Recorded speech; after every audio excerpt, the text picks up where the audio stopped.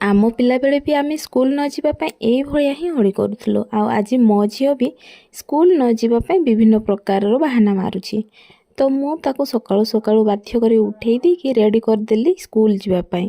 ଆଉ ଦୁର୍ଗା ପୂଜା ଛୁଟି ଯେହେତୁ ପଡ଼ିଥିଲା, ସ୍କୁଲ ନ ଯିବାର ମଜା ପିଲା ପାଇସାରିଛି। ତ ସ୍କୁଲ ଯିବା କଥା କହିଲା ମାନେ ତା ଆଖିରୁ ଲୁହ ବହି ପଡ଼ୁଛି। ହେଲେ କ'ଣ କରିବା, ସ୍କୁଲ ତ ତାକୁ ପଠାଇବା ପାଇଁ ପଡ଼ିବ। ତାକୁ ବୁଝେଇ ସୁଝେଇକି ତାକୁ ମୁଁ ରେଡ଼ି କରେଇଦେଲି। କିନ୍ତୁ ବିଚାରୀ ଝିଅର ଆଖିରୁ ଲୁହ ଟଳ ଟଳ ଝରି ପଡ଼ୁଛି। କ'ଣ ପାଇଁ ନା ସେ ସ୍କୁଲ ଯିବା ପାଇଁ ଜମାରୁ ରାଜି ନୁହଁ।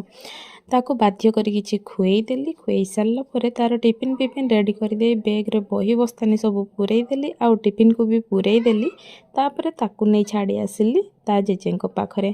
ଆଉ ଆଜି ସ୍କୁଲକୁ ନେଇ ଛାଡ଼ୁଛନ୍ତି ବାପା, ମାନେ ବେବିର ଜେଜେ। ତ ଜେଜେ ନାତୁଣୀ ତାଙ୍କର ଗଲେ ସ୍କୁଲକୁ। ତାଙ୍କୁ ବାଟେଇ ଦେଇ ମୁଁ ଚାଲି ଆସିଲି ମୋର ଘର କାମ କରିବା ପାଇଁ।